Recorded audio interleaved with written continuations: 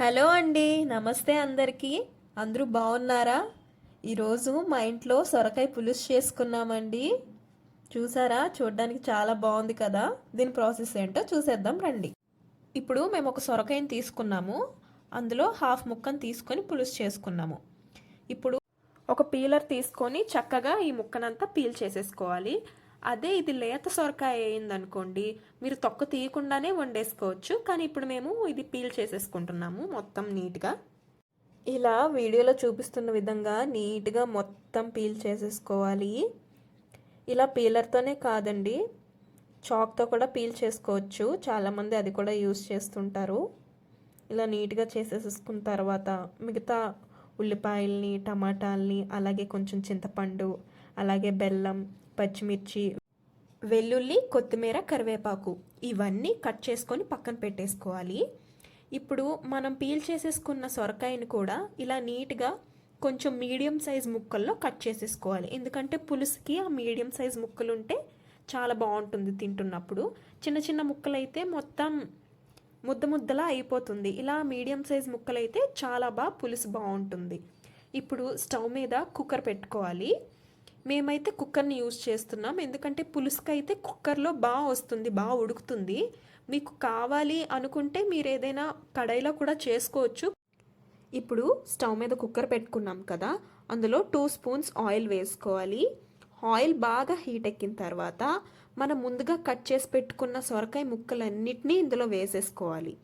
ఇప్పుడు వేసేసుకున్న తర్వాత కొంచెం సొరకాయ ముక్కలు హీట్ అయిన తర్వాత ఇప్పుడు మనం ముందుగా కట్ చేసి పెట్టుకున్న ఉల్లిపాయ ముక్కల్ని వేసేసుకోవాలి.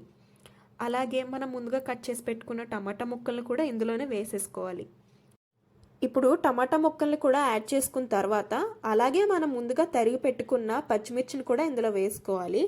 అలాగే మనం ముందుగా వలిచిపెట్టుకున్న వెల్లుల్లి రబ్బలను కూడా వేసుకొని అలాగే కాస్త పసుపు కూడా ఇందులో వేసేసుకోవాలి. ఇప్పుడు ముక్కలన్నీ బాగా మిక్స్ అయ్యేలాగా కలుపుకోవాలి. చూసారా? ఇలా వీడియోలో చూపిస్తున్న విధంగా బాగా కలుపుకోవాలండి ఒకసారి. ఇప్పుడు బాగా ఒకసారి కలుపుకున్నాక ఈ ముక్కలన్నీ కాస్త మగ్గనివ్వాలి. కొంచెం కలుపుతుండగానే మగ్గనిచ్చుకోవాలి. చూసారా? మెల్లమెల్లగా కలర్ కూడా చేంజ్ అవుతుంది కదా. ఇప్పుడు ఇందులోనే మనకి టేస్ట్కి సరిపడా ఉప్పును కూడా యాడ్ చేసుకోవాలి. మేము ఒక 2 స్పూన్స్ ఉప్పు వేసుకున్నాం. ఇప్పుడు మళ్ళీ ఒకసారి గరిటతో ఒకసారి బాగా సాల్ట్ అంతా కలిసేలాగా బాగా కలిపేసుకోవాలి. ఇప్పుడు ఇందులోనే 1 కప్పు వరకు నీళ్ళని యాడ్ చేసుకోవాలి. అలాగే మనం ఇప్పుడు పులుసు కోసం చేసుకుంటున్నాం కాబట్టి ఇంకొక అరకప్పు నీళ్ళు కూడా మనం తీసుకొని ఇందులో యాడ్ చేసుకోవాలి. అలాగే ఇప్పుడు ఇదంతా మళ్ళీ మనం ఒకసారి గరిటతో బాగా కలిపేసుకోవాలి. ఇలా వీడియోలో చూపిస్తున్న విధంగా బాగా కలిపేసుకోవాలండి. అంతా కలిసేలాగా బాగా కలుపుకోవాలి. ఇప్పుడు మీకు వాటర్ సరిపోదు అనిపిస్తే మీరు ఇంకొక హాఫ్ కప్ని యాడ్ చేసుకోవచ్చు. ఇప్పుడు కుక్కర్ మూత పెట్టుకొని ఒక 4 to 5 విజిల్స్ వచ్చేలాగా మనం చూసుకోవాలి. చూసారా? ఇక్కడ విజిల్స్ వస్తున్నాయి. ఇప్పుడు కుక్కర్ ప్రెషర్ అంతా పోయిన తర్వాత ఒకసారి కుక్కర్ మూత తీసి చూస్తే చూసారా? ముక్కలన్నీ చాలా చక్కగా మగ్గాయి కదా. ఇప్పుడు మళ్ళీ ఒకసారి మనం గరిటతో కొంచెం పైన ఇలా మెదుపుకోవాలి. కొంచెం చిన్న చిన్నగా స్మాష్ అయ్యేలాగా, మరీ ఎక్కువగా అవసరం లేదు. కొంచెం ఇలా కొంచెం కలుపుతూ స్మాష్ చేసుకోవాలి. మనం ముందుగా ఒక నిమ్మకాయ సైజ్ అంతా చింతపండుని నానబెట్టి ఉంచుకున్నాము కదా, అదొక కప్పు వరకు ఆ రసాన్ని ఈ పులుసులో యాడ్ చేసుకోవాలి. ఇలా మొత్తం ఈ రసం అంతా అందులో కలిసేలాగా బాగా యాడ్ చేసుకొని కలుపుకోవాలి.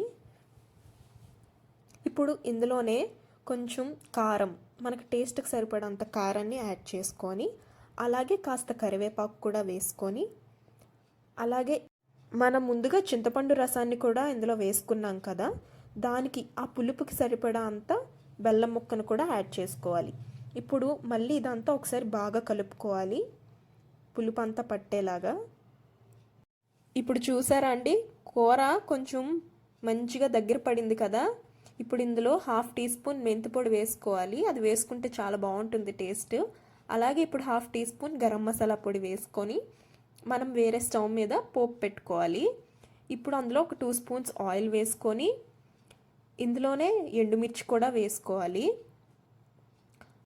ఇప్పుడు ఇందులోనే కాస్త మినప్పప్పు, జీలకర్ర, ఆవాలు, కొంచెం మెంతులు, అలాగే కాస్త ఇంగువను కూడా ఇందులో యాడ్ చేసుకోవాలి. మన పోపు రెడీ అయిపోయిందండి. ఇది బాగా వేగిన తర్వాత పులుసులోకి షిఫ్ట్ చేసుకొని మళ్ళీ ఒకసారి బాగా కలిపేసుకోవడమే. అంతేనండి, మన పులుసు రెడీ అయిపోయినట్టే. అలాగే ఇందులోనే కాస్త కరివేపాకు అలాగే కొత్తిమీర కొంచెం వేసుకొని మళ్ళీ ఒకసారి బాగా కలుపుకుంటే అంతేనండి, మన ఎంతో టేస్టీగా ఉండే సొరకాయ పులుసు రెడీ అయిపోయినట్టే. ఇప్పుడు ఇదంతా వేరే బౌల్లోకి షిఫ్ట్ చేసేసుకోవడమేనండి. ఎంతో టేస్టీగా ఉంటుంది. మీరు కూడా ఒకసారి ఇంట్లో ట్రై చేయండి. ఇది వేడివేడి అన్నంలో కలుపుకొని తింటే భలే టేస్ట్ ఉంటుందండి. అలాగే ఈ సొరకాయ పులుసు రోటీ చపాతీకి కూడా చాలా బాగుంటుంది. ఒకసారి ట్రై చేసి చూడండి. అలానే మా ఛానల్ని లైక్ చేసి సపోర్ట్ చేయడం మాత్రం మర్చిపోకండి. మా ఛానల్ని ఖచ్చితంగా సబ్స్క్రైబ్ చేసుకోండి. ఈ డిష్ మీరు కూడా ఇంట్లో ట్రై చేసి ఎలా వచ్చిందో మాకు కామెంట్స్లో చెప్పండి. అలానే మా ఛానల్ని సపోర్ట్ చేయండి. మా సిక్కోల్ సూర్యవేద ఛానల్ని సబ్స్క్రైబ్ చేసుకోవడం మాత్రం మర్చిపోకండి.